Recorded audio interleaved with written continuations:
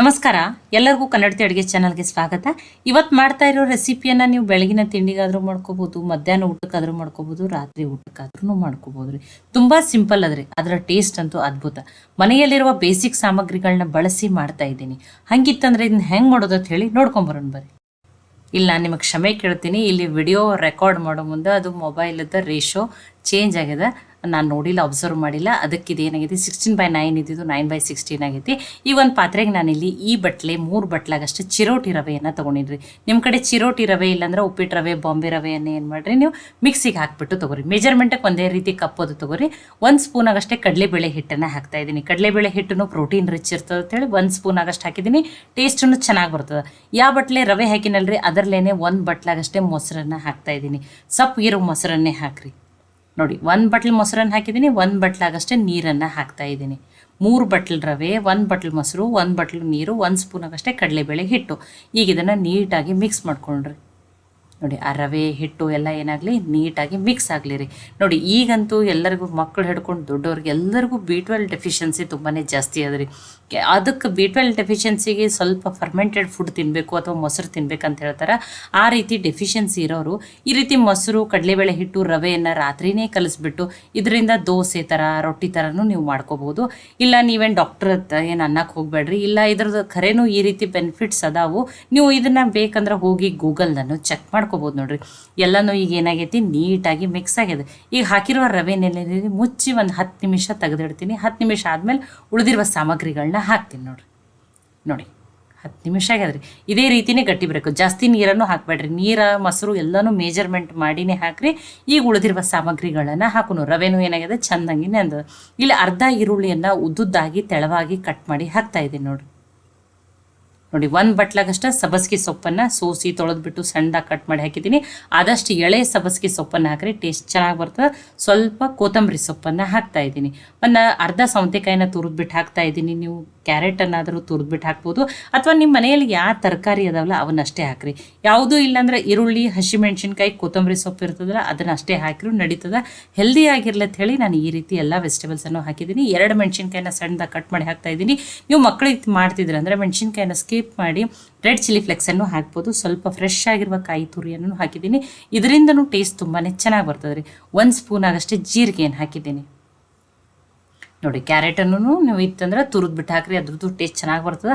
Fresh ಆಗಿರುವ ಕರಿಬೇವು ಸೊಪ್ಪನ್ನು ಸ್ವಲ್ಪ ಈ ರೀತಿ ಕೈಯಿಂದನೇ ಕಟ್ ಮಾಡಿ ಹಾಕ್ತಾ ಇದ್ದೀನಿ ರೀ. ನೋಡಿ, ಒಂದು ಅರ್ಧ ಟೀ ಸ್ಪೂನ್ ಆಗಷ್ಟೇ ಅರಿಶಿಣನ ಹಾಕ್ತಾ ಇದ್ದೀನಿ ನೋಡಿರಿ. ರುಚಿಗೆ ತಕ್ಕಷ್ಟು ಉಪ್ಪು. ನೋಡಿ, ತುಂಬ ಮಸಾಲೆ ಏನು ಬೇಡ. ಈ ರೀತಿ ತರಕಾರಿನೇ ಜಾಸ್ತಿ ಹಾಕಿ ಮಾಡೋದ್ರಿಂದನೂ ಟೇಸ್ಟ್ ಚೆನ್ನಾಗಿ ಬರ್ತದೆ ನೋಡಿರಿ.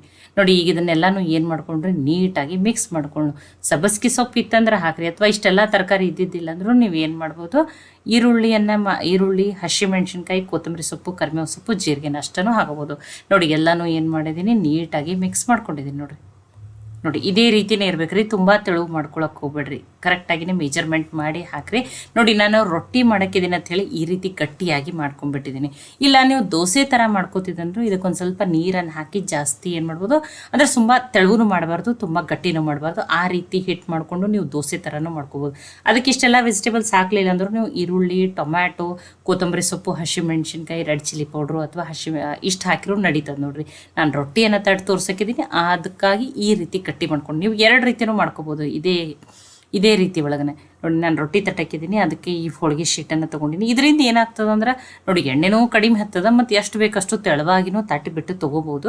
ಅದಕ್ಕಂತ ಹೇಳಿ ನೋಡಿ, ನಾನು ಒಂದು ಕೈಯಿಂದ ತಟ್ಟಿಬಿಟ್ಟು ತೋರಿಸ್ತೀನಿ, ನಿಮಗೆ ಲಟ್ಟಿಸ್ಬಿಟ್ಟು ತೋರಿಸ್ತೀನಿ. ಎಷ್ಟು ಬೇಕಷ್ಟು ತೆಳವಾಗಿ ಮಾಡ್ಕೋಬೋದು. ಒಬ್ಬೊರಿಗೆ ದಪ್ಪ ಆಗಿರೋದು ಯಾವುದೂ ಇಷ್ಟ ಆಗಲ್ಲ, ತೆಳವಾಗಿರೋದನ್ನೇ ತಿಂತಿರ್ತಾರೆ ನೋಡಿ. ಆ ರೀತಿ ನೋಡಿ, ನಿಮಗೆ ಎಷ್ಟು ದೊಡ್ಡ ತಟ್ಟಾಗಿ ಬರಲಿಲ್ಲ ಅಂದರೂ ಸ್ವಲ್ಪ ಹಿಟ್ಟನ್ನು ತೊಗೊಂಡು ಸಣ್ಣ ತಟ್ಬಿಟ್ಟು ಮಾಡ್ಕೋಬೋದು ನೋಡಿರಿ. ನೋಡಿ, ಈ ರೀತಿ ನೋಡಿ, ಜಾಸ್ತಿ ಕೈಗೆ ಏನು ಎಣ್ಣೆ ಹಚ್ಕೋಬೇಕು ಅಥವಾ ಏನಿಲ್ಲ. ಒಂದ್ಸಲ ನೀವು ಕೈಗೆ ಎಣ್ಣೆ ಹಚ್ಚಿ ಶೀಟಿಗೆ ಒಂದು ಸ್ವಲ್ಪ ಎಣ್ಣೆ ಹಚ್ಚಿಬಿಟ್ರೆ ಸಾಕ್ರಿ. ನೋಡಿ, ಎಷ್ಟು ಬೇಕಷ್ಟು ತೆಳವಾಗಿನೂ ಏನು ಮಾಡ್ಬೋದು ತಟ್ಟಿಬಿಟ್ಟು ನೋಡಿ. ನಾನು ನಿಮ್ಗೆ ಲಟ್ಟಿಸ್ಬಿಟ್ಟು ತೋರಿಸ್ತೀನಿ. ಆಲ್ರೆಡಿ ತವೆನೂ ಕೈಲಿಕ್ಕೆ ಇಟ್ಟೀನಿ, ತವೆನೂ ಚೆನ್ನಾಗಿ ಕಾಯ್ದದ ನೋಡಿ. ತುಂಬ ತೆಳವಾಗಿನೇ ತಟ್ಟಿಬಿಟ್ಟು ತೊಗೊಂಡಿದ್ದೀನಿ. ಈಗ ಇದನ್ನು ಏನು ಮಾಡೋಣ, ಬೇಯಿಸ್ಬಿಟ್ಟು ತೊಗೊಳ್ಳೋಣ ನೋಡಿ. ಮತ್ತು ತರಕಾರಿ ಕ್ವಾಂಟಿಟಿ ಹೆಚ್ಚು ಕಡಿಮೆ ನೀವು ಮಾಡ್ಕೋಬೋದು ನೋಡಿರಿ. ನೋಡಿ ಆದಷ್ಟು ಮಕ್ಕಳೆಲ್ಲ ತರಕಾರಿ ತಿನ್ನೋಕ್ಕೆ ಬೇಡ ಅಂತಿರ್ತಾರೆ, ಅದಕ್ಕಾಗಿ ನಾನೇನು ಮಾಡಿದ್ದೀನಿ ಎಲ್ಲ ತರಕಾರಿ ಸೊಪ್ಪನ್ನು ಸ್ವಲ್ಪ ಜಾಸ್ತಿನೇ ಹಾಕಿದ್ದೀನಿ ನೋಡಿರಿ. ತವೆನೂ ಚೆನ್ನಾಗಿ ಕಾಯ್ದಾದ್ರೆ ಈಗ ಇದನ್ನು ಏನು ಮಾಡೋಣ ಬೇಯಿಸ್ಬಿಟ್ಟು ತೊಗೊಳೋಣ ನೋಡಿರಿ. ನೋಡಿ ಬೇಯಿಸೋ ಮುಂದನು ನೋಡ್ರಿ ಕೆಲವ್ರು ಏನು ಹೇಳ್ತಾರೆ ರವೆ ರೊಟ್ಟಿ ಗಟ್ಟಿ ಬರ್ತಾವ ಅಥವಾ ಬಿರುಸಾಗ್ತಾವ ಅಂತಿರ್ತಾರೆ. ನೀವು ಇದನ್ನು ಏನು ಮಾಡ್ಬೇಕು ನೋಡಿ, ಅದು ಒಂದು ಸೈಡ್ ಬೇಯ್ದ ಮೇಲೆ ಏನಾಗ್ಬಿಡ್ತದೆ ಶೀಟ್ ತಂತಾನೆ ಬೇಗನೆ ಬಿಟ್ಟು ಬಿಡ್ತದೆ ನೋಡ್ರಿ. ನೋಡಿ ಯಾವುದೇ ರೀತಿ ಅಂಟ್ಕೊಳ್ದಿಲ್ಲ ನೋಡಿ. ಒಂದು ಸೈಡ್ ಅದು ಚೆನ್ನಾಗಿ ಬೇಯಲಿರಿ, ನೀವು ಎಣ್ಣೆನೋ ತುಪ್ಪನೋ ಹಚ್ಚಿ ಬೇಯಿಸ್ಕೊರಿ. ಬೇಯಿಸೋ ಮುಂದನು ನೋಡಿ ಜಾಸ್ತಿ ತಿರುವಿ ಹಾಕಿ ಬೇಯಿಸ್ಬೇಡ್ರಿ. ಯಾವುದೇ ಇರಲಿ ರೊಟ್ಟಿ ಚಪಾತಿ ಅಥವಾ ಈ ರೀತಿ ಪರಾಟ ನೀವು ಜಾಸ್ತಿ ತಿರುವಿ ಬೇಯಿಸ್ಬಿಟ್ರೆ ಎಷ್ಟು ಆ ರೀತಿ ಮಾಡ್ತಿರಲಿ ಆವಾಗ ಅದು ಏನಾಗ್ಬಿಡ್ತದೆ ಬಿರುಸಾಗ್ಬಿಡ್ತದೆ. ಒಂದು ಸೈಡ್ ಚೆನ್ನಾಗಿ ತುಂಬ ತೆಳುವದ ಬೇಗನೆ ಬೇಯ್ತದ್ರಿ ಇದು. ನೋಡಿ ಈ ರೀತಿ ಇಷ್ಟೇ ಬೇಯಿಸ್ಕೊಂಡ್ರೆ ಸಾಕು ನೋಡಿರಿ. ಜಾಸ್ತಿ ಸಲ ತಿರುವಿ ಬೇಯಿಸ್ರೂ ಅವಾಗ ಏನಾಗ್ತದೆ ಬಿರುಸತ್ತಾರ, ಅವಾಗ ಏನತ್ತಾರ ಇಲ್ಲ ನಿಮ್ಮ ಥರ ಬಂದಿಲ್ಲ ಗಟ್ಟಿ ಬಂದಾವ ಬಿರುಸಾಗ್ಯಾವತ್ತಿರ್ತಾರೆ. ಈ ರೀತಿನೇ ನಾನು ಏನು ಹೇಳ್ತೀನಿ ಕರೆಕ್ಟಾಗಿ ನೀವು ಫಾಲೋ ಮಾಡ್ಕೋರಿ. ನನ್ನ ರೀತಿಯೇ ನೀವು ತುಂಬ ತೆಳವಾಗಿರುವಂಥ ಸಾಫ್ಟ್ ರವೆ ರೊಟ್ಟಿಯನ್ನು ಮಾಡ್ಕೋಬೋದು. ಒಂದನ್ನು ನಾನು ನಿಮಗೆ ಏನು ಮಾಡ್ತೀನಿ, ಇಲ್ಲ ನಮ್ಮ ಕೈಯಿಂದ ಈ ರೀತಿ ತಟ್ಟಕ್ಕೆ ಬರಲ್ಲ ಅನ್ನೋರು ನೀವು ಲಟ್ಟಿಸ್ಬಿಟ್ಟು ತೊಗೋಬೋದು. ನೋಡಿ ನಾನು ನಿಮಗೆ ಲಟ್ಟಿಸ್ಬಿಟ್ಟು ತೋರಿಸ್ತೀನಿ ನೋಡಿರಿ. ಒಂದು ಸ್ವಲ್ಪ ನೋಡಿ ಶೇಟಿನೂ ಎಣ್ಣೆ ಹಚ್ಕೊಂಡಿದ್ದೀನಿ, ಒಂದು ಸ್ವಲ್ಪ ನೋಡಿ ಆ ಲಟ್ಸು ಬೆಳ್ಳುಣಿಗೆನೂ ಎಣ್ಣೆ ಹಚ್ಬಿಟ್ಟಿದ್ದೀನಿ.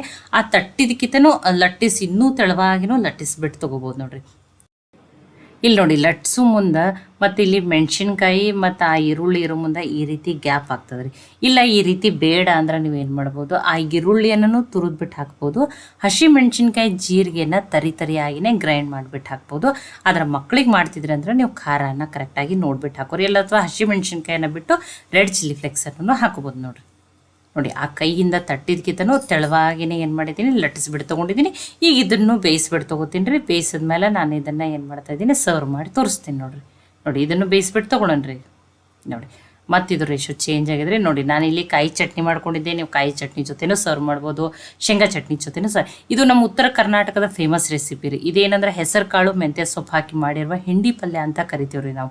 ಇದು ರೊಟ್ಟಿ ಚಪಾತಿ ಅನ್ನ ಎಲ್ಲದಕ್ಕೂ ಬೆಸ್ಟ್ ಕಾಂಬಿನೇಷನ್ ರೀ. ಇದ್ರ ರೆಸಿಪಿ ನೀವು ಬೇಕಂದ್ರೂ ನನಗೆ ಕಮೆಂಟ್ ಮಾಡಿ ಹೇಳ್ರಿ, ನಾನು ಮಾಡಿಬಿಟ್ಟು ತೋರಿಸ್ತೀನಿ.